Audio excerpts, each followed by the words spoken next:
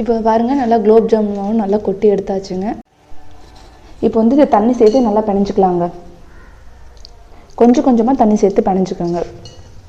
அதே மாதிரி நல்லா அழுத்தி பிணையக்கூடாதுங்க. நார்மலாக இந்த 4-5 விரலோட மட்டும்தாங்க பிணையணும். சப்பாத்திக்கு பிணையிற மாதிரி பிணையக்கூடாதுங்க. இப்போ இதை நல்லா பிணைஞ்சு எடுத்துக்கலாங்க. இப்போ பாருங்கள், இதை நல்லா உருட்டி வச்சாச்சு பாருங்கள். இந்த அளவுக்கு பதம் இருக்கணுங்க. இந்த அளவுக்கு நம்ம கை வச்சா இப்படி போகணுங்க. இப்போ வந்து இதுக்கு மேலே உங்களுக்கு வந்து நெய்யோ இல்லை எண்ணெயோ எது வேணால் யூஸ் பண்ணிக்கோங்க. இப்போ வந்து நான் வந்து நெய் யூஸ் பண்ணிக்கிறேங்க. இது மேலே இப்படியே ஊற்றி விட்டு தேய்ச்சி மூடி வச்சிடலாங்க ஒரு 5 நிமிஷம். சும்மா நார்மலாக நீங்கள் வந்து தண்ணி கொஞ்சம் எக்ஸ்ட்ரா ஊற்றிட்டீங்க அப்படின்னா நீங்கள் வந்து உடனே பிணைஞ்சிருங்க. ஊரெல்லாம் வைக்க வேண்டாங்க, உடனே பிணைஞ்சிருங்க. இப்போ வந்து இதை ஒரு 2 நிமிஷம் நம்ம மூடி வச்சிடலாங்க. இப்போ பாருங்கள், இது வந்து நல்லா ஊறிடுச்சுங்க. இப்போ வந்து இதை நம்ம உருட்டலாங்க. நம்மளுக்கு வந்து எந்த சைஸில் உருண்டை வேணுமோ அதுக்கேற்ற மாதிரி உருண்டை எடுத்துக்கோங்க. இப்போ வந்து இந்த மாதிரி உருட்டுங்க. நல்லா மெதுவாக உருட்டுங்க. அழுத்தம் கொடுக்கக்கூடாது, மெதுவாக உருட்டணும். நான் அதுக்கு முன்னாடி கையில் கொஞ்சோண்டு எண்ணெய் தேய்ச்சிருக்கேங்க. இப்படி மெதுவாக உருட்டுங்க. நீங்கள் எந்த அளவுக்கு மெதுவாக உருட்டுறீங்களோ அந்த அளவுக்கு அது வந்து உருடையாதுங்க.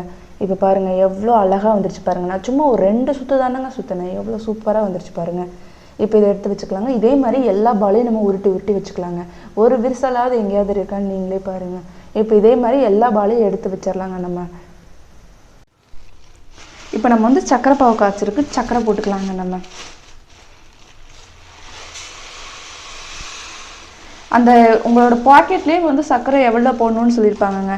இப்போ 1/2 கிலோ சர்க்கரைனா ஒரு 400 போட்டுக்கோங்க. 1/2 கிலோ போட்டிங்கன்னா கொஞ்சம் நிறையா போயிடுங்க பாவு. இப்போ வந்து நம்ம நார்மலாக சேர்த்துக்கலாங்க. நாங்கள் வந்து சக்கரை பாவு அதிகமாக சேர்த்துக்க மாட்டாங்க.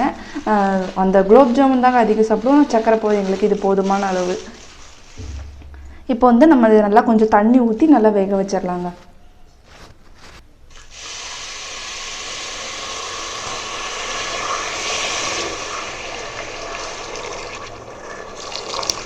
இப்போ இதை நல்லா கிண்டி விட்டுறலாங்க.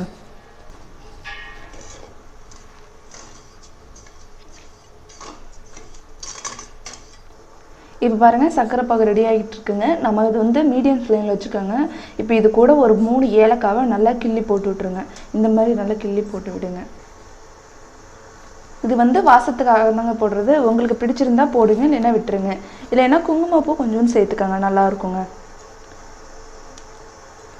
இப்போ இதை நல்லா மீடியம் ஃப்ளேமில் வச்சு நல்லா கொதிக்கட்டோங்க. ஹை ஃப்ளேமில் இருந்தால் அது ஒரு மாதிரி ஆயிருங்க. அதனால் மீடியம் ஃப்ளேமில் வச்சுக்கோங்க. அது நல்லா கொதிக்கட்டோங்க. இப்போ நம்ம போய் உருண்டை உருட்டிட்டு வந்துடலாங்க, வாங்க. இப்போ பாருங்கள், நம்ம உருண்டை எல்லாம் உருட்டியாச்சுங்க. பாருங்கள் எந்த அளவுக்கு சூப்பராக இருக்குது பாருங்கள். இப்படி இருந்தால் தாங்க உடையாமல் இருக்கும்.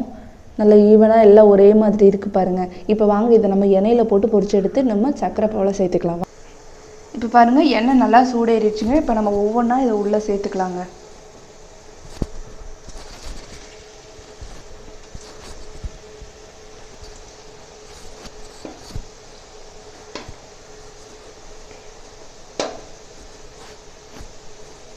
இப்போ இதை அப்படியே மெதுவாக கிண்டி விடுங்க.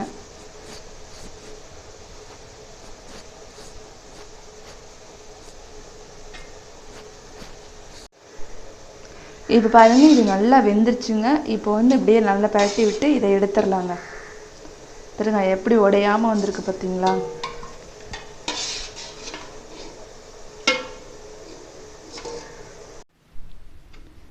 இப்போ பாருங்கள், சர்க்கரை பாவு வந்து ஆஃப் பண்ணி வச்சுங்க. நீங்கள் வந்து கேட்கலாம், சர்க்கரை பாவு வந்து சில வீடியோஸில் ஒரு கம்பி பதம் 2 கம்பி பதம் அந்த மாதிரி ஆஃப் பண்ணுங்கன்னு சொல்லுவாங்க.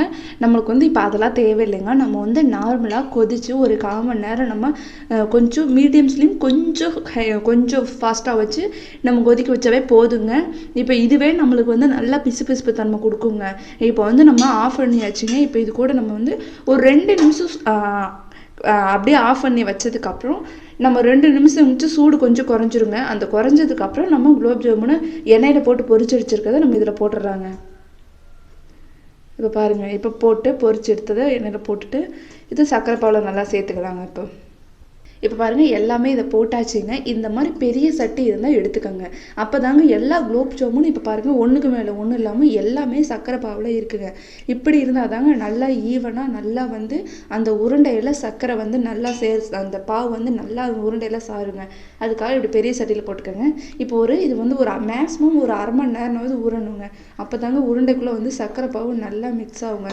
இப்போ வந்து இது நம்ம மூடி வச்சிடலாங்க. மூடி வச்சு ஒரு அரை மணி நேரம் நம்ம ஊற வச்சு எடுத்துக்கலாங்க. பாருங்கள் குலோப் ஜாமுன் நல்லா ஊறிடுச்சுங்க. சர்க்கரையில் நல்லா ஊறி சர்க்கரையை ஃபுல்லாக உறிஞ்சிச்சுங்க. இப்போ நான் ஒரு டப்பாவில் போட்டு நான் பக்கத்து வீட்டுக்காரங்களுக்குலாம் கொடுக்க பாருங்கள். எவ்வளோ சூப்பராக ரெடி ஆகிருக்கு பாருங்கள். எவ்வளோ சூப்பராக எவ்வளோ உருண்டையாக எப்படி உடையாமல் வந்திருக்கு பாருங்கள். நம்மளோட குலோப் ஜாமுன் பிடிச்சிருந்தா நம்ம சேனலை சப்ஸ்கிரைப் பண்ணுங்கள். மறக்காமல் பெல் ஐக்கானை கிளிக் பண்ணுங்கள். நம்ம சேனலை ஃபாலோ பண்ணிகிட்டே இருங்க. தேங்க்யூ ஃபார் வாட்சிங்.